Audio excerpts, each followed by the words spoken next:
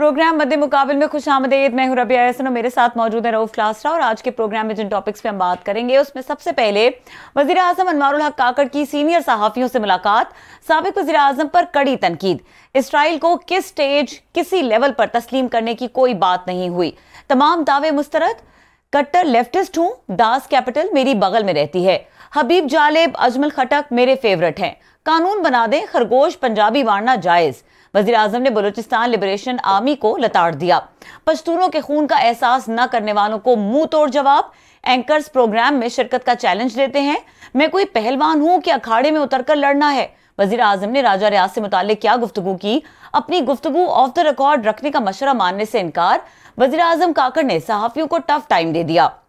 आज सहाफियों से मुलाकात में वजीर आजम ने क्या अहम बातें की, इसके ऊपर बात करेंगे। वजीर आजम से मुलाकात की अंदरूनी कहानी जानेंगे। मुलाकात में शरीक रऊफ क्लासरा और मोहम्मद मालिक भी हमारे साथ मौजूद हैं, उनकी जबानी। इसके अलावा बात करेंगे हमास का इसराइल को खतरनाक सरप्राइज, इसराइल पर रॉकेटों की बारिश, 800 इसराइली हलाक, इसराइल की बड़ी इंटेलिजेंस नाकामी, पोल भी खुल गया। दूसरी जानिब इसराइल के गजा पर हमले, 500 से ज्यादा फलस्तीनी शहीद, सैकड़ों घर तबाह, 1,24,000 अफराद बेघर, अमेरिका का इसराइल की हिमायत का ऐलान, जंगी उसूल बदल गए, हमास 50 साल तक पछताएगा, इसराइली वजीर दिफा की धमकी, फलस्तीन इसराइल जंग, इंटरनेशनल हालात पर तमाम नजरें मरकूज, सऊदी अरब, ईरान और यूएई किसकी तरफ, इसके ऊपर बात करेंगे। इसके अलावा बात करेंगे साबिक आर्मी चीफ जनरल बाजवा और फैज हमीद सब मुश्किल में फंस गए, इस्लामाबाद हाई कोर्ट ने 2 सहाफियों समेत नोटिस जारी करके तलब कर लिया। दूसरी तरफ इमरान खान के साइफर केस की अहम समाअत, चीफ जस्टिस काजी फायज ईसा की सरबराही में प्रैक्टिस एंड प्रोसीजर केस की समाअत जारी, अदालतों में जारी अहम समाअतों के अहवाल आपके साथ शेयर करेंगे। हमारे साथ जैसे कि मैंने बताया मोहम्मद मालिक साहब सीनियर सहाफी और एंकर पर्सन है, वो शरीक हैं, उनको वेलकम करेंगे। अस्सलाम वालेकुम मोहम्मद मालिक साहब। जी अस्सलाम वालेकुम। जी मालिक साहब, after a very long time आप आए हैं और इस मौके पर आए हैं जब आप और क्लासेस आप दोनों इस अहम तरीन मीटिंग का हिस्सा थे जो सहाफियों सीनियर सहाफियों से की है निगरान वजीर आजम ने। जरा इस मीटिंग के बारे में क्या सवाल करना है, कहाँ से लीड लेनी है, मैं चाहूंगी कि क्लासेस साहब। नहीं, कोई नहीं, आप ही पूछें कि क्या रही इनकी मीटिंग, कैसी रही प्राइम मिनिस्टर? अच्छा, कैसी रही मालिक साहब मीटिंग? यार बहुत ही लंबी थी मीटिंग, जरूरत से ज्यादा ही लंबी हो गई थी। वैसे मालिक साहब, आपको लगा नहीं है बड़े अरसे बाद हमारे सहाफियों के सवाल ख़त्म हो गए थे, प्राइम मिनिस्टर के जवाबात जो है ना वो ख़त्म नहीं। पहली दफ़ा मैंने देखा कि क्वेश्चन कोई बच नहीं गया था जिसका प्राइम मिनिस्टर काकड़ ने वो जवाब ना दिया हो। ये एग्री करते हैं आप इससे? आई think he spoke very intelligently Rauf, अगर आपने देखा हो सेंसिबली बात कर रहे थे और डिटेल में। और देखिए जो मुझे बात पसंद आई थी कि वो अपने व्यू पॉइंट पे बड़े क्लियर थे, और खास तौर पे कंट्रोवर्शियल इशू बलूचिस्तान का है, वहाँ जिस तरह चीजें हो रही हैं, तो उस पर we had a very clear view. आप उसे एग्री करें डिसएग्री करें ये हमारी मर्जी है, लेकिन एटलीस्ट मुझे अच्छा ये लगा कि he was not apologetic about it, और वो अपना स्टांस था उनका, अगरचे मैं उससे एग्री नहीं करता, लेकिन आपने क्वेश्चन भी किया, आपने बलूचिस्तान के मसले पे, BLA पे या उसको सियासी या सिक्योरिटी मसले पे आपने स्टांस लिया जिस पे प्राइम मिनिस्टर जज्बाती भी हुए, मेरा ख्याल है he got a bit emotional as well, और बड़ी डिटेल से उन्होंने आपको सवाल का जवाब भी दिया। अच्छा, मेरी एक ऑब्जर्वेशन थी, मुझे करेक्ट कीजिएगा क्योंकि आप मुझसे ज़्यादा, मेरे उस्ताद भी हैं, मेरे एडिटर भी रहे हैं न्यूज़ में बड़े अरसे तक, हमारे कुलीग भी हैं, वो सब कुछ हैं। मेरी ये रीडिंग है, मैं भी रहा कि मैंने 7-8 प्राइम मिनिस्टर देखे हैं 2002 के बाद ऑनवर्ड, इतनी इंटेलेक्चुअल डेप्थ, इतना थोड़ा सा knowledge all over the world, Pakistan खिता या इवन लिटरेचर, जैसे दास कैपिटल की बात करना या उस लेफ्टिस्ट की बात करना या हबीब जालिस या उस अजमल खटक को अपना हीरो उन्होंने करार देना, तो आपको लगा है कि इससे माजी में प्राइम मिनिस्टर इतने क्लियर, इतनी पोजीशन ले के, जहाँ पे जैसे आपने कहा कि बाज़ दफ़ा पाँव भी जलते हैं बंदों के, आपको पहले को नज़र आते हैं ऐसे, या मेरी रीडिंग है कि? लेकिन आई एग्री विद यू, लेकिन उसकी वजह समझ आती है। एक तो उनका जो टाइम फ्रेम है वो उसकी अफोर्ड वो करते हैं अपनी तरजीहात अपनी मर्जी की रखना। जो प्राइम मिनिस्टर 5 साल के लिए आएगा और जिसने इलेक्ट्रेट को जवाब देने हैं, कुछ करने हैं, जाहिर है उनकी प्रायोरिटीज और हैं, उनकी कंपल्शंस और हैं। ये कोई इलेक्टेड प्राइम मिनिस्टर तो है नहीं कि इन्होंने इलेक्ट्रेट को जवाब देना है। ये तो एक इंटरिम अरेंजमेंट पे आए, सेलेक्ट हुए, आगे। सो आई थिंक ये इनके पास एक मार्जिन है अपनी बात करने का। जो इलेक्शन जीत के आया हो वो कुछ वादे करके आया होता है, कुछ उम्मीदें दिला के आया होता है, तो उसका हमेशा व्यूज आर डिफरेंट होता है, view about mid to long term. और दूसरा, वो जितने पुराने प्राइम मिनिस्टर्स रहे हैं, 3-4 जो हमारे रहे हैं, बार बार आते जाते रहते हैं, वो आई थिंक उनके हमें प्रायोरिटीज पता है। So I agree with you कि जो बातें कर रहे थे, it was a fresh air, breath of fresh air, मजा आ रहा था। एक आपको लगता था कि कोई इंटेलेक्चुअल बात कर रहा है, खास तौर पे पढ़ी लिखी गुफ्तगू थी। वो हमें आदत नहीं रही, हमें आदत हो गई हुई है बदकिस्मती से रऊफ के जो प्राइम मिनिस्टर भी होता है वो लीडर ऑफ द ऑपोजिशन को गाली गलोच या वो कर रहा होता है। It is always against somebody जो गुफ्तगू होती है। अच्छा, आपको मालूम लगा होगा, मैं सॉरी आपकी बात काट रहा हूँ, आपको लगा होगा मेरा जो अपना ये व्यू है, बड़े अरसे बाद कोई पढ़े लिखी गुफ्तगू सुनिए, जैसे आप कह रहे हैं, intellectually very deep, politically very clear, even world affairs, Pakistan affair, Balochistan specially. एक बात और जो चीज़ वो देखने में आई है, मेरा ख्याल है हमने पहले कभी नहीं सुनी होगी, जो प्राइम मिनिस्टर साहब से उनको प्राइम मिनिस्टर बनने का मेरी तो पहली मुलाकात थी, शायद आपकी पहली मुलाकात होगी। एक तो उन्होंने हर एंकर को, हर बंदे को जिसने भी सवाल के नाम से जानते थे, एक को नाम जानते थे, ये आपने देखा होगा। आपके साथ तो मैच भी पड़ा, उसी पे मैं आता भी हूँ थोड़ी देर में। उन्होंने जो एक नई बात किया जो मेरे लिए नई थी, आपके लिए भी होगी, बहुत सारे लोगों के लिए भी नई थी जो बैठे हुए थे प्राइम मिनिस्टर हाउस में। उन्होंने कहा जनाब, वहाँ पे जज्बाती होकर कहा जी 12 साल से मैं क्वेटा के एक वहाँ किराए के मकान में रह रहा हूँ, जिसका 24,000 मैं किराया देता हूँ। मैं किराए के घर में रहता हूँ, मेरा घर ये क्वेटा में नहीं है, वहाँ पे इस्लामाबाद में भी नहीं है, साफ ज़ाहिर है। तो ये बात आपको लगी है कि इस मुल्क में यहाँ महल, यहाँ सरे महल, यहाँ पे एवन फील्ड के या अपार्टमेंट्स, दुबई में वहाँ पे बड़े बड़े महल, दुनिया भर में जायदादें, और ऑल ऑफ सडन एक आपको प्राइम मिनिस्टर साहब को ये कह रहे हैं, उन्होंने कहा मैं चैलेंज करता हूँ, मेरा साबित करके दें 24,000 रुपए के किराए के मकान में मैं वहाँ पर रहता हूँ अपने बच्चों के साथ। ये कैसा लगा आपको? तो इसीलिए तो इंटरिम प्राइम मिनिस्टर रहेंगे और घर चले जाएंगे, बिकॉज नॉर्मल प्राइम मिनिस्टर के लिए तो लवाजमात बहुत ज्यादा है। लेकिन मुझे एक और बात बड़ी इंटरेस्टिंग लगी, मुझे, आप शायद चले गए हुए थे रऊफ उस वक्त, मेरा ख्याल है शायद मैंने शो करना था, 9 बजे आ गया था, उठ के आ गया था 9 बजे। इलेक्शन स्पेंडिंग पे बात हुई। अच्छा। तो किसी दोस्त ने कहा कि यार ये आपको ये करना चाहिए कि 10 लाख की स्पेंडिंग, उन्होंने कहा नहीं यार ये अनरियलिस्टिक फिगर्स हैं। मैं तो कहता हूँ आप 50 करोड़ की स्पेंडिंग अलाउ करें, अगर वाइट मनी है जो आए अपना पैसा जस्टिफाई करे, लेट्स बी प्रैक्टिकल। जो काफी बातें ही वाज सेइंग, वो एक एज अ प्रैक्टिकल बात कर रहे थे जो हम लोग आपस में बैठ कर बातें करते हैं। आई थिंक ये फ्रेश चीज थी कि लगता नहीं था कि एक प्राइम मिनिस्टर बैठा बात कर रहा आपसे, लगता था वैसे ही जैसे वो पुराना अनवार काकड़ थे जिससे बैठ के हम सियासी बहसें करते थे, मारते थे, जो उन्होंने कहा भी था। और देखें वो प्राइम मिनिस्टर तो बाय डिफॉल्ट बने हैं ना, बाय डिजाइन तो नहीं बने, तो इसलिए वो सबको तो जानते हैं, उठना बैठना, प्रारे प्रोग्राम्स में आना। तो I think it was a very different kind of a setting. अच्छा, बड़ा अच्छा एक्सचेंज रहा, मैंने एंजॉय बड़ा किया। अच्छा, अपने प्राइम मिनिस्टर बनने के हवाले से भी उनसे जब सवाल हुआ, आई थिंक राजा रियाज के मालिक साहब ने किया था जी, कि उनके कान में किसी सरगोशी की, मैंने लाइटर टोन में कहा था, मैंने कहा मुझे बताएं राजा रियाज साहब तो ना आपके साथ सेनेट में सूबा आप दोनों का डिफरेंट, कोई आप लोगों की कॉमन ग्राउंड नहीं थी, तो उनका कहाँ से आपका ख्याल आ गया? तो वो भी उन्होंने हंसते लगाने का, उनसे मैं भी जानना चाहता हूँ, उनसे पूछ लीजिएगा। अब हमें भी पता है क्या मतलब था उस बात का। I think he took it in a good mood, it was gracious of him.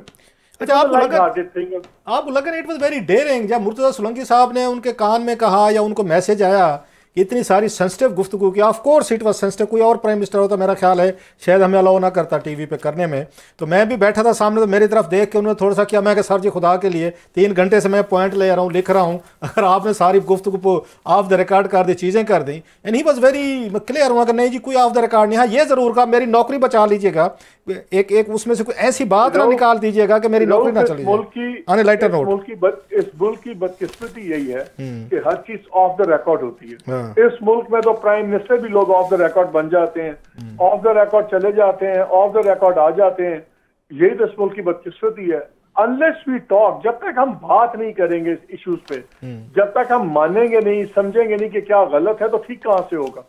And I think उस स्पिरिट के अंदर आई होप कि जो भी इसको रिपोर्ट कर रहा है जेन्युइनली इसको पॉजिटिव तरीके से रिपोर्ट करना चाहिए, ताकि अगर कोई प्राइम मिनिस्टर गलती से खुल के बात कर रहा है और सेंसिटिव इश्यूज पे भी बात कर रहा है तो अच्छी बात है यार, उसको इंकरेज करें, बजाय इसके कि जैसे उन्होंने मजाक में कहा कि भी मेरी नौकरी ना कटवा देना। बट वरना नौकरियां बनाने वाले बहुत हैं। मैं तो कहा it was a very nice different discussion. हमने भी मैंने ये बात की है। लेकिन बलोचिस्तान के मसले को मुझे बताया ना, क्या आपके ख्याल में पीपल्स पार्टी को पता है? क्या आपके ख्याल में मियां साहब वगैरह को पता है? अगर पता है तो कभी उन्होंने ये हमें अंदाजा नहीं होने दिया कि क्या पता है, क्योंकि उनमें से किसी ने पे कोई सोल्यूशन वाले काम तो नहीं किए। कोई आता है 12 बिलियन का एक पैकेज अनाउंस कर देता है, कोई आता है 14 बिलियन का अनाउंस कर देता है, लेकिन क्या कभी ओपन इस पे बहस हुई है? क्या कभी डिस्कशंस हुई हैं? देखिए, इनका हमेशा से स्टांस बड़ा सख्त था काकर का। जब ये सेनेटर भी थे तो इनका मिसिंग पर्सन्स के ऊपर बहुत बड़ा स्टांस था कि नहीं इतने नहीं। आज भी उन्होंने कहा कि जी मैक्सिमम 100 है। उन्होंने उसकी दलीलें दी, उन्होंने उसकी दलील दी कि जी कोई डेटा नहीं मिलता, लेकिन इतना सिंपल भी नहीं। आई थिंक इस मामले में बलोचिस्तान को वो भी ओवर सिंप्लीफाई करके एक साइड का वर्जन ज्यादा देते हैं, इतना भी सिंपल नहीं है जितना वो सिंप्लीफाई करके दे रहे थे। अच्छा, एक और बात की उन्होंने कहा जनाब कि जब वहाँ बलोचिस्तान में पंजाबियों को मारा जाता है ना मरी बोलते हैं ना बुकटी बोलते हैं, तो उनका यह कहना था ठीक है, फिर अगर आप लोगों को BLA के खिलाफ एक्शन पे एतराज़ है तो वहाँ पे कानून बना दें कि ये पंजाबी को या ये खरगोश को, और साथ में एक उन्होंने जानवर का नाम भी लिया, मैं टीवी में कह के अच्छा नहीं लगता वो, तो उन्होंने कहा इन तीनों का फिर लॉ बना दें कि पंजाबी को मारना हो या खरगोश को या किसी एक आध जानवर को तो इनको मारना जायज़ है, लीगल है, मैं आज के बाद चुप कर जाऊँगा।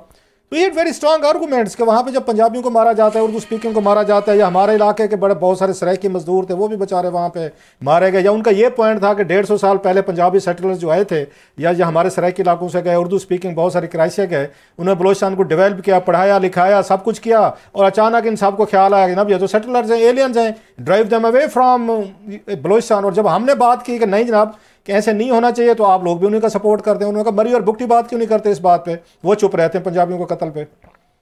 मुझे एक बात बताएं ना, अब तो वजीर आजम हैं और कुछ नहीं कर सकते, BLA तो चलो जो होगा सो होगा, उनको कॉम्पनसेशन तो दिलवा सकते हैं ना, तो कॉम्पनसेशन तो दिलवा दें। अच्छा, मालिक जो इनके बस में वो तो करें ना। देखें, ये बड़ा इजी है बातें करने का, और ये भी उन गवर्नमेंट का हिस्सा रहे हैं जिन गवर्नमेंट से इस मामले में कुछ नहीं किया। तो इसलिए he can't walk away from everything. True. अच्छा, एक और बात उसमें आई थी, मैंने जो नोट की है, जब इनको प्राइम मिनिस्टर बनाया गया, because he is a Pashtun, खुद भी कहा उन्होंने, एक दफ़ा नहीं 5-6 दफ़ा कहा कि हम पश्तून। जब उन्होंने इनको प्राइम मिनिस्टर बनाया गया तो ये क्योंकि ये पश्तून है, तो उस वक्त अख्तर मैंगल ने इन पर एतराज़ किया, वो बलोच हैं। सो वो बलोच वर्सेस जो पश्तून हम रेवलरीज देखते हैं बलोचिस्तान में, आज की नहीं बहुत पुरानी है, आज आपको डोमिनेंट नजर आई है। वो लग नहीं रहा था कि वो फैक्टर भी है कि अख्तर मैंगल ने उन पर तनकीद की थी, और फिर उन्होंने जवाबी तौर पर इन्होंने भी मैंगल्स पे, मर्री पे, बुकटीज पे, वो जो एलिमेंट्स हैं उन पर तनकीद की। सो रिफ्लेक्शन नजर आई है बलोचिस्तान में जो हमें वह पश्तूनों की और बलोचों की आपस में रेवलरीज हैं। देखें, पॉलिटिशियन तो है ना, बात यह है कि वहाँ पे इनकी ग्रुपिंग्स की कॉन्फ्लिक्ट तो बड़े सीधे हैं। जिस तरह अपना चेयरमैन सेनेट है, बहुत बड़ा कॉन्फ्लिक्ट उनका और बजिंजो वगैरह का था, ये एक खास ग्रुप को सपोर्ट कर रहे थे, तो वो तो लोकल डोमेस्टिक पॉलिटिक्स हैं, उसमें बिल्कुल पश्तून और बलोच से ज्यादा। लेकिन इनका मेरा ख्याल है इनके पश्तून होने पे ज्यादा एतराज से ज्यादा बड़ा एतराज जो अख्तर मैंगल ग्रुप को है, वो इनकी लोकल डोमेस्टिक पॉलिटिक्स में जो ग्रुप बन गए हैं उसकी बेसिस से ज्यादा था।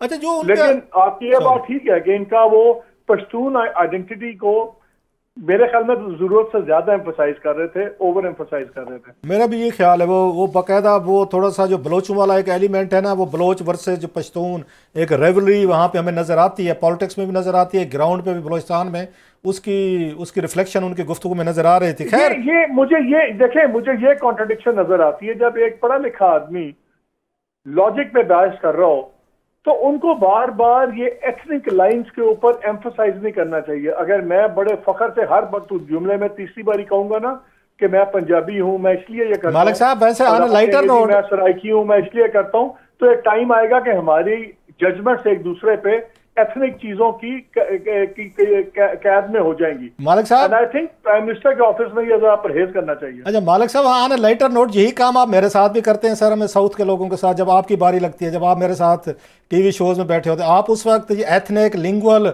और अपना उसको रॉयल्टी को नहीं थोड़ा सा डोमिनेशन के साथ मुझे जब टांट करते हैं सर साउथ की वजह से। यार अब तक लॉर को ना छेड़ा करें ना। अच्छा इसका बताइएगा, ये जो उन्होंने उन पे क्वेश्चन हुआ, जो 2 स्टेट की बात की उन्होंने, उस फ़लस्तीन के मसले पे जो पाकिस्तान के लोगों के लिए शायद नई बात हो गई, अगरचे उन्होंने जस्टिफाई किया। व्हाट वाज द पॉइंट कि जब उनके ट्वीट पे क्यों तनकीद है, जब उन्होंने कहा कि फ़लस्तीन का मसला जो है ना ये 2 स्टेट से हल हो सकता है? नहीं, उनका उन्होंने सिर्फ ये क्लियर किया था, जब आई थिंक जो बहस भी चली थी सोशल मीडिया पे, ये इजराइल को तस्लीम करने की बात कर रहे हैं। उन्होंने कहा कि जी 2 स्टेट सोल्यूशन का मतलब ये नहीं कि हमने ऑटोमेटिकली इजराइल को तस्लीम कर लिया, अगरचे हकीकत में यही होगा यही कि जब 2 रियासतें बन जाएंगी तो फिर, और सऊदी अरेबिया वगैरह भी तो ब्रेकें लगी हैं सऊदी अरेबिया को तमाम जंग की वजह से, वरना आपको पता है सऊदी अरेबिया बड़ी स्पीड जा रहा था उधर। एंड आई थिंक हमास का जो एक्शन भी हुआ है वो प्राइमरली इन चीजों को ब्रेक लगाने के लिए हुआ। उन्होंने देखा भी सारा मुसलमान तो सारे चल पड़े हैं, बड़े बड़े लोग, और ये तो इजराइल को गोद में बिठा रहे हैं, तो हमें तो कल को कुछ भी नहीं होगा, कुछ भी नहीं मिलेगा। तो उन्होंने brought them back on the table.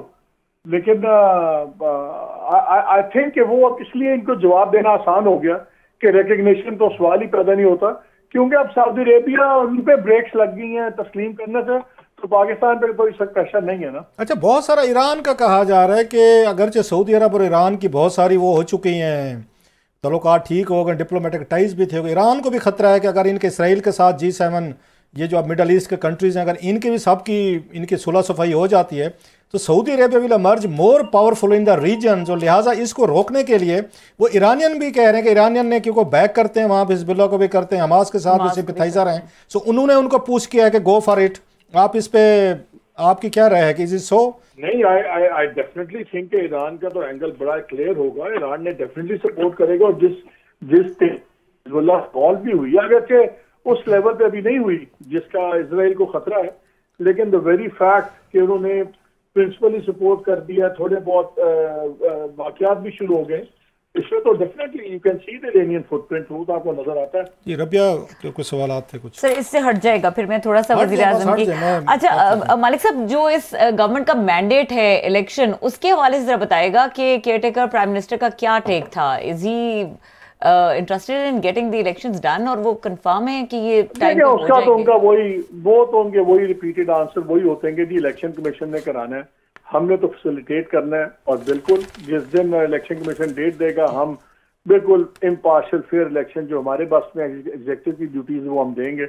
उसमें तो आई थिंक ये जवाब पूछने की जरूरत भी नहीं होती, बिकॉज इसका तो एक पका पकाया जवाब आना है, वो कोई भी होगा यही कहेगा और क्या कहेगा। ठीक है। अच्छा, एक सवाल उन पे ये भी हुआ, मैं उस वक्त खैर थोड़ी देर के लिए उठ के बाहर किया था, लेकिन वापस आए तो जवाब दे रहे थे कि ये जो ब्यूरोक्रेट्स हैं, शहबाज शरीफ साहब की ब्यूरोक्रेसी जो है वो अभी तक प्राइम मिनिस्टर हाउस में या बाकी अहम वजारतों में नजर आती है, तो इस पे क्या टेक था सर? उनका जवाब दे रहे थे। बात हुई थी, उनसे सवाल हुआ था कि जी ये पीपल्स पार्टी बड़ी शिकायत कर रही है, पोस्टिंग्स हो रही हैं, बंदे लगा रहे हैं। उन्होंने कहा जी 2013 में इन ब्यूरोक्रेट्स को सारे कहते थे नवाज शरीफ के हैं, 2018 के बाद सारे कहते थे ये इमरान खान के ब्यूरोक्रेट्स हैं। अब मैंने तो जो दिया इन्हीं को आगे पीछे करना है, तो आप मुझे बता दें मैं कहाँ से लाऊंगा? यही ब्यूरोक्रेसी है जितने सालों से है, मैंने इनमें से इस्तेमाल करने हैं लोग, हमने कहाँ से लाने हैं?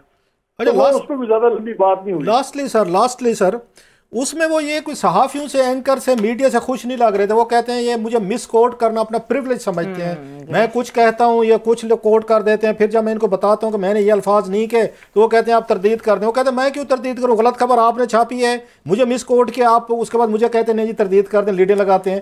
So he wasn't happy with journalist, लेकिन उन्होंने उस तरह का सख्त स्टांस नहीं था, एक कंप्लेंट गिला टाइप जरूर किया उन्होंने कि मुझे मिसकोट किया जाता है, और बहुत सारी ऐसी बातें मैंने की। आपको आज तक की पॉलिटिशियन मिला है जो ऑफिस पब्लिक ऑफिस बेरर, और वो ये कहे कि मैं कभी मिसकोट नहीं हुआ, वो कभी ये कहे कि मैं आउट ऑफ कॉन्टेक्स्ट नहीं हुआ।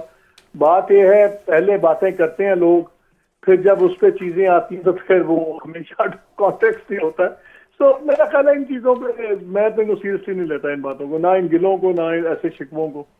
यार मालिक बहुत शुक्रिया, thank you very much, I am grateful sir, बहुत शुक्रिया, थैंक यू ब्रो। मोहम्मद मालिक साहब हमारे साथ मौजूद। वक्त हुआ है ब्रेक का। ब्रेक के बाद डिस्कस करेंगे साइफर केस में चेयरमैन पीटीआई की दरखास्त जमानत पर समाअत हुई है, अहम तरीन समाअत हुई, और इस पर बात करने के लिए जो स्पेशल प्रोसिक्यूटर हैं इस केस के, शाखावर साहब हमारे साथ मौजूद होंगे। इसके अलावा भी कुछ समाअतें हैं जिनके ऊपर बात करेंगे जो आज हुई हैं प्रैक्टिस प्रोसीजर एक्ट के हवाले से, उसके ऊपर भी बात करेंगे। हमारे साथ रही। Welcome back. और हमारे साथ मौजूद हैं शाखावर साहब, साबिक जज हैं और साइफर केस में स्पेशल प्रोसिक्यूटर हैं, उनको वेलकम करेंगे। अस्सलाम वालेकुम शाखावर साहब। जी वालेकुम अस्सलाम। शाखावर साहब आपका बहुत शुक्रिया, आपने वक्त दिया, और जब भी हम रिक्वेस्ट करते हैं आप हमें वक्त देते हैं। आज बहुत रेलेवेंस है क्योंकि आज साइफर केस में चेयरमैन पीटीआई की दरखास्त जमानत पर समाअत हुई। क्या लगता है समाअत कैसी? तो सलमान सफदर साहब ने काफ़ी दलाइल दिए, किस तरह ये समाअत गई, किस तरह से देखते हैं इसको?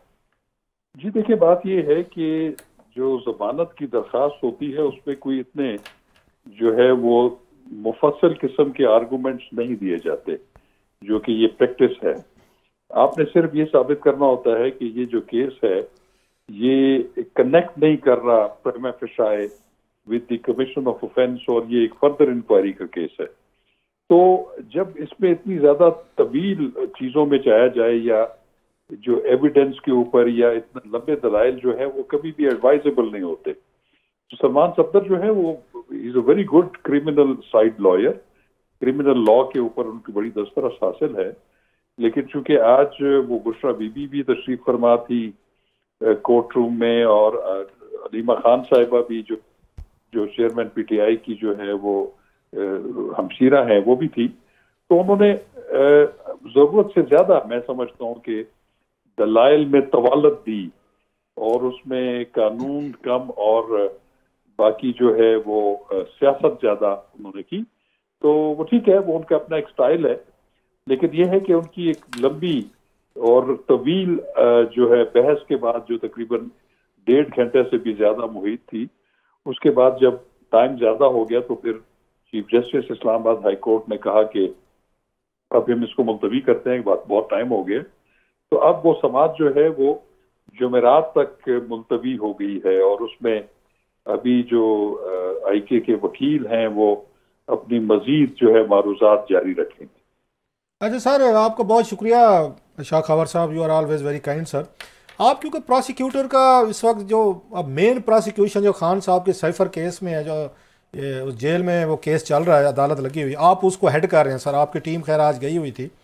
तो एक तरफ यहाँ पे ये इस्लामाबाद हाई कोर्ट वो केस सुन रही है, दूसरी तरफ अदालत वहाँ पे उधर साइफर की लगी हुई है, तो ये जो पहले कोई फैसला इसका नहीं हो जाना चाहिए था इस्लामाबाद हाई कोर्ट के फैसले का, फिर वहाँ पे प्रोसीडिंग चलती हैं? क्योंकि आज भी शायद वहाँ पे खान साहब और उनके वकीलों ने उन फर्द जुर्म वगैरह कापिज लेने से इनकार किया कि उन्होंने कहा पहले फैसला आने दें।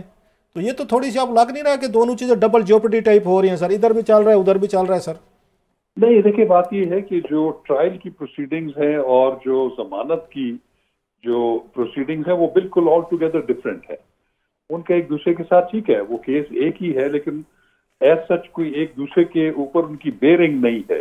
अच्छा। ट्रायल ने अपने अंदाज से चलना है, उसका एक प्रोसीजर है जो कि ज़ाब्ता फौजदारी में जो है वो दर्ज है, और जमानत के जो है वो अपने जो है पैरामीटर्स हैं। तो मेरा नहीं ख्याल कि ये इससे कोई दोनों प्रोसीडिंग्स के ऊपर जो फर्क पड़ सकता है। देखिए, बात यह है कि जो जमानत कबल बाद गिरफ्तारी होती है उसमें जो एक्यूज है उसने ये साबित करना होता है कि ये केस जो है फर्दर इंक्वायरी का है, कि ये ट्रायल कोर्ट में चूंकि मुकदमा चल रहा है फाइनली तो उसने डिसाइड करना है, लेकिन प्राइमा फेसाई ये जो है ये कनेक्ट नहीं हो रहे जुर्म के इर्तिकाब से, तो उनको बेल दे दी जाए। तो ये उनका मेन माखज होता है। लेकिन मैं समझता हूँ कि क्रिमिनल जस्टिस सिस्टम में जमानत की दरखास्त में इतनी ज्यादा डिटेल में जाना नहीं चाहिए। आपके पास 2-3-4 जो पॉइंट्स हैं उसको आप एजुटेट करें, फिर प्रोसिक्यूशन उसके ऊपर रिबटल देती है, फिर कोर्ट ने डिसाइड करना होता है कि केस तो अपनी जगह चल रहा है लेकिन उनको फैसला। अच्छा शाखावर साहब, एक और थोड़ी सी मैं एक हाइपोथेटिकल आपके सामने सिचुएशन रखता हूँ जी। आप खान साहब को ये एडवाइस भी करते रहे हैं, काउंसलिंग भी करते रहे हैं, आपसे वो मीटिंग्स भी करते थे, आप अगर खान साहब को रिप्रेजेंट कर रहे होते इसी साइफर केस में, जमानत केस में, चले यहाँ पे आप बहुत बड़े केसेस आपने लड़े भी हैं, जीते भी हैं, आप खुद एक जज रहे हैं, आज भी सुप्रीम कोर्ट में बहुत सारे आप पेश भी होते हैं, आप अगर खान साहब के वकील होते या साइफर में और ये जमानत में, आप क्या प्ली लेते? जो आपने कहा 2-4 चीजें बतानी होती हैं, आप क्या पॉइंट बताते सर? देखिए बात ये है, मैं आपको एक बात बताऊं कि जो साइफर की जो सेंसिटिविटी है ना सर, मैं ये समझता हूं कि उसका इदराक खान साहब को भी नहीं है अभी तक। अच्छा। और उनकी जो डिफेंस टीम है वो भी उसकी सेंसिटिविटी को जो है कॉम्प्रीहेंड नहीं कर पा रहे। देखिए उनके तरफ से जो आर्गुमेंट आ रहा है वो ये है कि ये एक साजिश थी जो कामयाब हुई, बैरून मुल्क साजिश थी, और उसमें और साइफर एक हकीकत है। देखिए बात ये है कि जो साइफर होता है ये एक इंतहाई टॉप सीक्रेट कम्युनिकेशन होती है। ये कोडेड जो है, ये मैसेज जो है वो किसी भी पाकिस्तान का जो फॉरेन मिशन है उसका हेड ऑफ मिशन जो एम्बेसडर होता है या हाई कमिश्नर होता है वो कम्युनिकेट करता है अपने फॉरेन ऑफिस को, और उसकी सीक्रेसी को मेंटेन रखना ये इंतहाई जरूरी है। उसकी वजह ये है कि अगर उसके कंटेंट्स लीक हो जाए, और ऐसे ममालिक जो आपकी पॉलिसीज को बड़े गौर से देख रहे हैं, उसमें आपके दुश्मन ममालिक भी हैं, आपके ऐसे ममालिक भी हैं जो आपकी पॉलिसीज से होस्टाइल हैं, तो उनको अगर उसके कंटेंट्स बता दिए जाएं, और वो जो अगर वो एक्चुअल जो साइफर है उसको उन्होंने हैक किया हो या उसको इंटरसेप्ट किया हो, तो वो उस वक्त तक जब तक इसके कंटेंट सामने ना आए वो रिवर्स इंजीनियरिंग से आपके साइफर कोड तक पहुंच सकते हैं। तो ये एक इंतहाई सेंसिटिव और सिक्योरिटी ब्रीच है अपनी रियासत पाकिस्तान के साथ। मैं सर जी मैंने आपसे पॉइंट्स पूछे थे कि अगर आप खान साहब को रिप्रेजेंट कर रहे होते एज ए वकील, तो आपने तो चार्जशीट पढ़ दिया एज ए प्रोसिक्यूटर के तौर पर, जो आप पहले प्रोसिक्यूशन कर रहे हैं। मैंने तो कुछ डिफेंस के लिए पॉइंट भेजे थे, या फीस लेंगे फिर बताएंगे कि मुफ्त में कोई चीज नहीं होती। सर मैं आपको एक गुजारिश करूं, पता क्या है सर, मुझे वैसे उसूली तौर के ऊपर, चूंकि ये मैटर जो है ये ट्रायल कोर्ट में भी पेंडिंग है, ये इस्लामाबाद हाई कोर्ट के चीफ जस्टिस साहब की भी पेंडिंग है सर, जिनके सामने जमानत की दरखास्त है। मुझे इनके मेरिट्स के ऊपर ज्यादा डिस्कशन नहीं करनी चाहिए। इसकी वजह ये है कि ये मेरी जो डिस्कशन है, ये मेरी ओपिनियन है, ये प्रेजुडिस कर सकती है इवन आईके के केस को। मैं नहीं चाहता। उसकी वजह ये है कि जो एक्यूज है वो बिल्कुल वो एक ब्लू आइड चाइल्ड होता है ऑफ द कोर्ट, और मैं कोई ऐसी बात नहीं मेरिट्स के मुताबिक करना चाहता, और मेरी इंटेंट भी ये नहीं है कि मैं उनका केस प्रेजुडिस करूं या इवन FIA का केस प्रेजुडिस करूं। लेकिन एक बात मैं आपको बताऊं सर कि अगर ये साइफर के ऊपर अगर उन्होंने जो स्टांस लिया है, जो उसको 27 मार्च को उन्होंने जो एक जलसा आम में उसको सामने लहराया, अगर वो मुझसे पूछते तो मैं उनको बिल्कुल इस बात में मना करता कि आप साइफर के कंटेंट्स या उसके ऊपर कभी भी सियासत ना करें, क्योंकि it will expose you to the action under the official secret. Sir उनको पूरी फॉरेन ऑफिस की ब्यूरोक्रेसी माइनस शाहमूद कुरैशी साहब उनको भड़काने में शामिल थे। बाकी पूरी फॉरेन ऑफिस की डिप्लोमेटिक वर्ल्ड कोर यही कह रही थी कि सर इसके कंटेंट किसी के साथ शेयर ना करें। कैबिनेट डिवीजन ने, मुझे याद पड़ते हो सब मीटिंग्स हो रही थी, इवन अहमद नवाज सुखेरा साहब कैबिनेट सेक्रेटरी थे जो बाद में चीजें सामने, उन्होंने मना किया। उस वक्त के फॉरेन सेक्रेटरी थे वो मना कर रहे थे जब इनका कैबिनेट का इजलास हुआ। खान साहब को तो सब ने मना किया। मासिवा शाहमूद कुरैशी साहब ने बांस पे चढ़ाया हुआ था कि चढ़ जा बेटा सूली, राम भली करेगा वाला हिसाब है। बाकी तो पूरा फॉरेन ऑफिस मना, उन्होंने उनकी नहीं मानी। तो आपका ख्याल है, आप मशवरा देते तो आपकी मान लेते खान साहब? देखिए खान साहब अपने तौर पे एक पूरा जो है उनका एक माइंडसेट है, तो मैं नहीं समझता कि वो उनको अगर ये मशवरा देता वो मानते या ना मानते। लेकिन उनकी जितनी भी लीगल टीम इस वक्त भी है या किसी की भी हो, कम से कम उनको अपने क्लाइंट या अपने जो पार्टी हेड हैं उनको ऐसा मशवरा देना चाहिए कि जो कल उनको किसी बहुत ज्यादा कानूनी मुश्किल या पेचीदगी में न डाल दे। तो मैं ये समझता हूँ कि जिन्होंने भी उनको ये मशवरा दिया कि आप इस सेपर को ऐसे इसके साथ प्ले करें या उसको पॉलिटिकल ऑब्जेक्टिव्स के लिए यूज करें, तो मैं समझता हूँ कि ये बिल्कुल एक गलत मशवरा था और उनको ऐसा नहीं करना चाहिए था। लेकिन अब क्योंकि उनके पास डिफेंस कोई नहीं है, अब जब कोई वो ये कहते हैं कि साइफर हकीकत है, ये it expose to one accuse prosecution against the official secret act 1923। अच्छा शाखावर साहब, इसमें जो सबसे अहम गवाही है प्रिंसिपल सेक्रेटरी आजम खान है, उन्होंने मैजिस्ट्रेट के सामने जो बयान दिया उसकी क्या अहमियत है? देखिए बात यह है कि मैजिस्ट्रेट के सामने जो बयान दिया उन्होंने 164 का दिया है। 164 ज़ाब्ता फौजदारी का। उससे पहले उन्होंने जो बयान दिया था, जो कि नॉर्मली क्रिमिनल जस्टिस सिस्टम में किसी भी ऐसे बंदे से जो कि किसी भी जुर्म के इर्तिकाब से वाकिफ हो, उसके बयान को 161 का बयान कहते हैं, ज़ाब्ता फौजदारी का। तो उनका 161 का बयान भी मौजूद है। 164 का बयान उसको फर्दर सब्सटेंशिएट करता है। तो मैं समझता हूं कि अगर 161 का बयान जो है वो अगर अपनी जगह पे मौजूद है और उस पर कायम है, तो फिर 161 के बयान की कोई अहमियत नहीं रह जाती। अब देखना यह है कि वो जब बतौर गवाह जो है वो विटनेस बॉक्स में पेश होंगे, तो वो अपने 161 के बयान जो है उसको किस हद तक उस पर जो है वो सब्सटेंशिएट करते हैं सारी चीजों को। अच्छा सर, ये बताइएगा, अब आप क्योंकि प्रोसिक्यूशन को हेड कर रहे हैं, आपके पास कितने गवाह हैं जो आपने खान साहब के खिलाफ पेश करने को लिस्ट बनाई है सर आपने गवाहान की? एक तो आजम खान साहब हो गए, इनके अलावा मुझे अभी याद नहीं है, मेरे सामने नहीं है कोई, मेरे ख्याल 25 से ज्यादा गवाहान है, लेकिन उसमें बहुत सारे जो गवाहान हैं वो फॉर्मल गवाहान है, जिनकी एक फॉर्मल गवाही होती है कुछ चेन ऑफ इवेंट्स को मिलाने के लिए। लेकिन इसमें जो मेन गवाहान है वो 3-4 गवाहान है। वो कौन कौन है सर? वो कौन कौन है सर? वो असल में चूंकि अभी इसकी इन कैमरा प्रोसीडिंग्स हो रही हैं सर, और उसमें मैं आपको कम से कम ये नहीं बता सकता, लेकिन आपको चूंकि रऊफ क्लासा साहब आप बड़े वेल इन्फॉर्म्ड हैं सर, आपको ज्यादा अच्छा पता है कि उसमें प्रोसिक्यूशन के स्टार विटनेसेस कौन है। अच्छा, ये शाहमुद कुरैशी साहब जो, चलो मैं मजीद नहीं पूछ करता, हमने फिर भी दोबारा आपको फोन पे लेना होता है। ये शाहमुद कुरैशी साहब आपके गवाह हैं, को अक्यूज्ड हैं? नहीं जी, शाह महमूद कुरैशी साहब जो है वो अनफॉर्चुनेटली वो अक्यूज्ड है, वो इसमें मुल्जम है।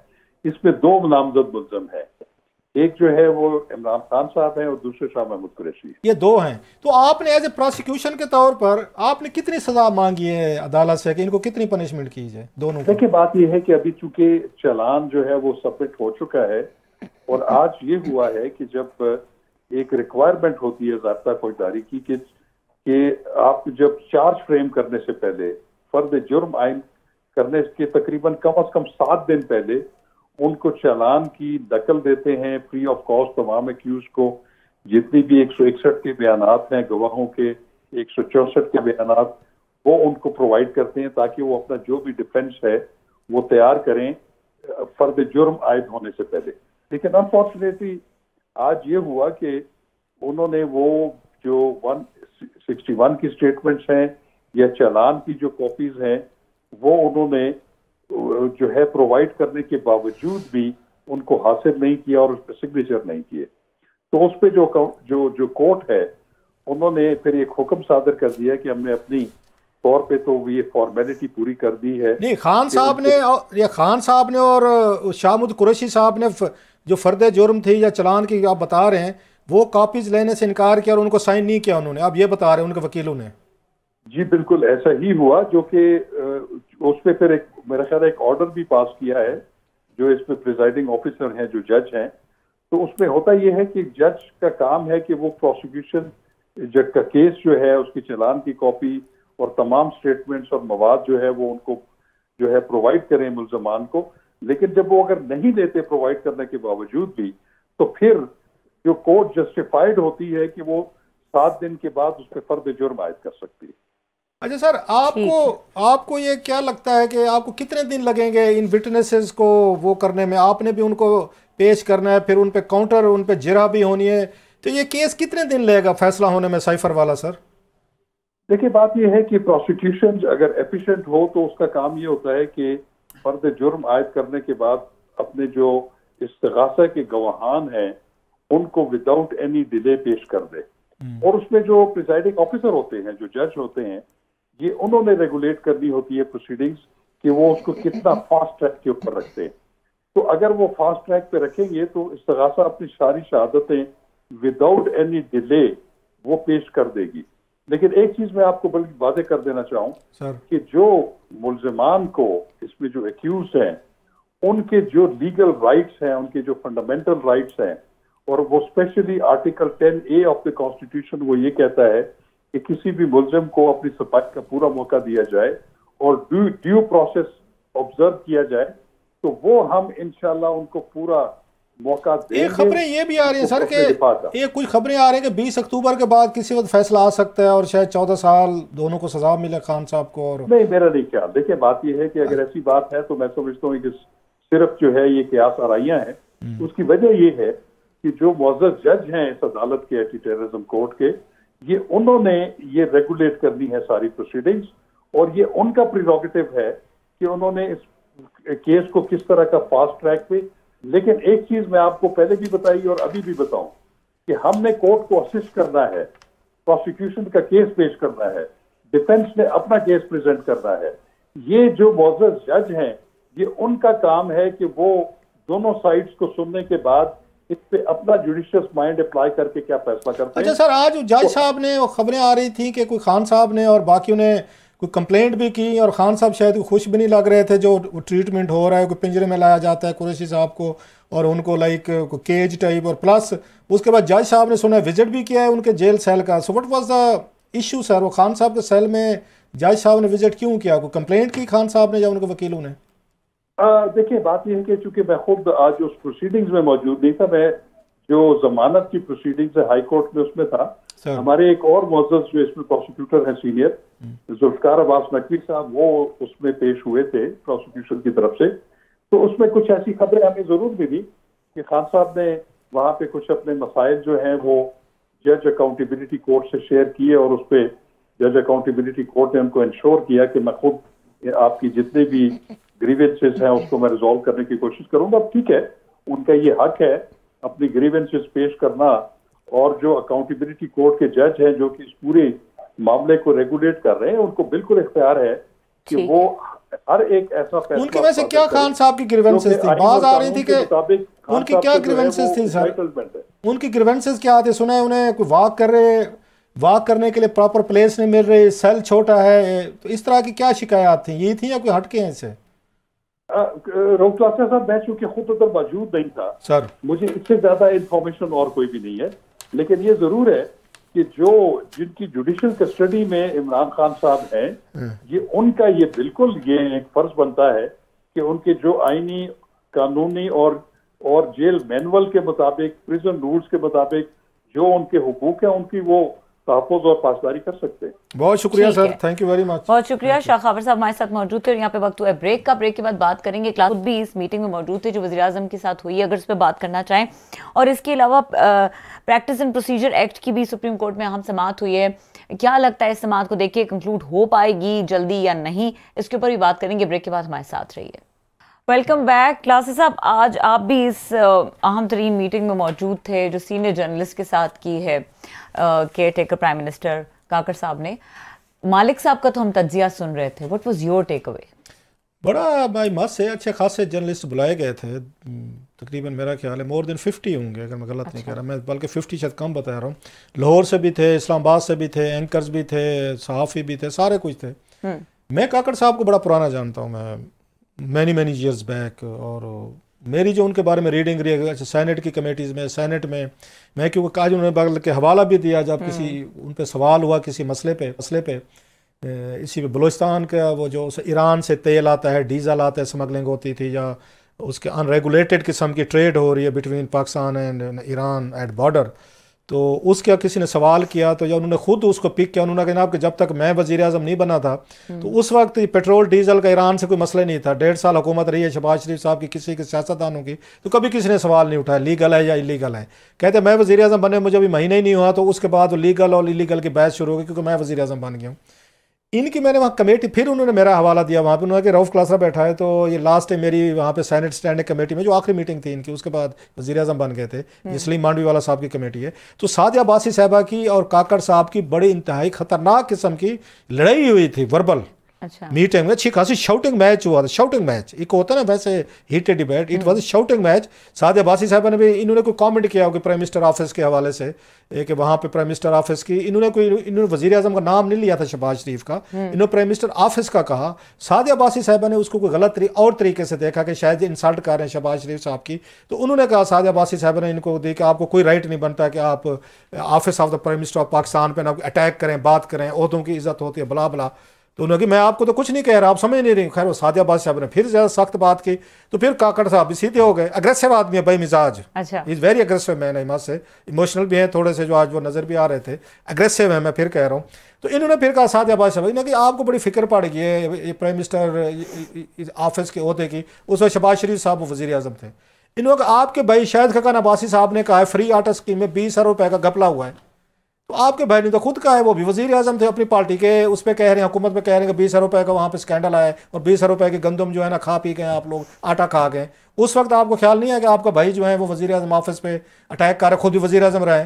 तो सादिया बादशाह साहब ने वन लाइनर जवाब दिया, उसने कहा मेरा उससे कोई तल्लुक नहीं है, वो खुद वजीर आजम खुद है, मैं अपनी बात करूंगी, जो ठीक भी बात थी उनके हद तक। सो उन्होंने उसका हवाला दिया कि रऊफ उस मीटिंग में मौजूद था मेरा, उन्होंने कहा जिसमें लड़ाई हुई थी मेरी सादिया बादशाह साहब से इस पेट्रोल तेल वाले मसले पे। खैर आज जो चीज़ें थी, मेरा ख्याल है बहुत सारे लोग, मेरे लिए मेरी मतलब काकड़ साहब को जैसे मैंने कहा, मैंने एक डिफरेंट अनवारुल हक काकड़ देखा है वहाँ पे। अच्छा, जो मालिक साहब ने भी आप नोट किया होगा कि वो एंडोर्स कर रहे थे मेरी बात को, हालांकि मालिक साहब की और उनकी थोड़ी सी हल्की सी वो हुई भी है और नॉट इन मतलब बैड मूड, थोड़ा लाइट मूड में हुई है। मालिक साहब ने भी उनको थोड़ी सी उनको चुंडी पिंच किया है, उन्होंने जवाबन थोड़ा पिंच से ज़्यादा पिंच कर दिया उन्होंने। तो वो चीज़ें हुई हैं वहाँ पे, सारी हमने देखी है। तो उस पर एक डिफरेंट अनवारुल हक काकड़ जो है ना वहाँ पे थे, लगता है किसी ने इनको, उन्होंने खुद को भी अपने आप को बताया कि I mean a very different role. मुझ पे सवालात भी होंगे, तनकीद भी आएगी, मैंने टेम्पर लूज नहीं करना, मैंने सादिया बादशाह साहब की तरह कोई शॉटिंग मैच नहीं डालने।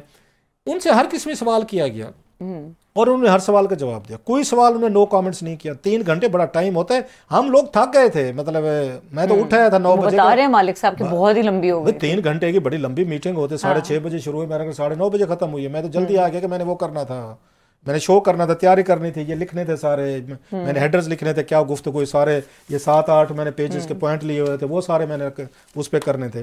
सो उन्होंने बहुत सारे पे बड़ा बोल्ड स्टैंस लिया है, इंटेलेक्चुअली लग रहा था लर्नेड आदमी है, पढ़ा लिखा आदमी है और उसको चीज़ों का पता है प्राइम मिनिस्टर को। ये चीज़ें मैंने, नो ऑफेंसेस टू एनीवन, हर बंदे का अपना राइट है, मैंने ये नवाज शरीफ साहब से इस तरह की गुफ्तगू कभी नहीं सुनी, मैंने शहबाज शरीफ साहब से नहीं सुनी, यूसुफ गिलानी साहब से नहीं सुनी, शौकत अजीज से नहीं सुनी, उससे चौधरी शुजात साहब से तो चले वो 40 दिन के लिए आए थे, जमाली साहब से नहीं सुनी, राजा परवेज अशरफ साहब हो गए, शाहिद खकान अब्बासी साहब हो गए, खान साहब हो गए। खान साहब का इनमें वो तो एक बिल्कुल वर्ल्ड ऑर्डर ही नहीं आता ना उनका, वो तो न्यू वर्ल्ड ऑर्डर से बात कम करते नहीं थे, खान साहब की बिल्कुल टोटली थी। इस तरह की डेप्थ, इंटेलेक्चुअल डेप्थ जो है ना, एक पढ़े लिखे बंदे वाली जो फीलिंग आती है आपको, वो मुझे इनमें नजर आई है, इस पे इन काकड़ साहब में। मैं नहीं कह रहा, मोस्ट ऑफ द पीपल जो उनसे मिल के रहे हैं, मेरी अपनी राय भी है, थोड़ी सी चेंज हुई है उनके बारे में। जो मैंने उनको मीटिंग में देखता था, वो बातें करते, वहाँ पे जो एक बलोच, एक नेशनलिस्ट, या आप कह लें नॉट, अगर सारी पश्तून नेशनलिस्ट की बात करो, बलूचिस्तान में जो स्टेट के साथ खड़े रहे हैं, जिन्होंने सफ़र भी किया, एक बड़ी बात उन्होंने, बड़ी खूबसूरत बात की, बहुत मानी भी सही। उन्होंने कहा कि मैंने एक स्टांस लिया बलूचिस्तान में बीइंग पश्तून के तौर पर, मैं खड़ा हुआ रियासत के साथ। कहते उसका मुझे नुकसान भी बहुत हुआ कि मैंने सफ़र भी किया, कि मैं रियासत के साथ खड़ा था, रियासती एजेंसियों के साथ खड़ा था, फौज के साथ खड़ा था, लेकिन कहते मैं बेनिफिशियरी भी हूँ। आज मैं वज़ीर आज़म इसी वजह से बना हूँ, अपने उस स्टांस की वजह से मैं यहाँ पर बैठा हूँ। बट ही वाज वेरी मतलब एलोक्वेंट और and he was candid as well, yes, bold candid, I must say. ठीक है, यहाँ पे प्रोग्राम का वक्त खत्म हो गया। देखने के लिए शुक्रिया, इजाजत दीजिए, अल्लाह हाफिज।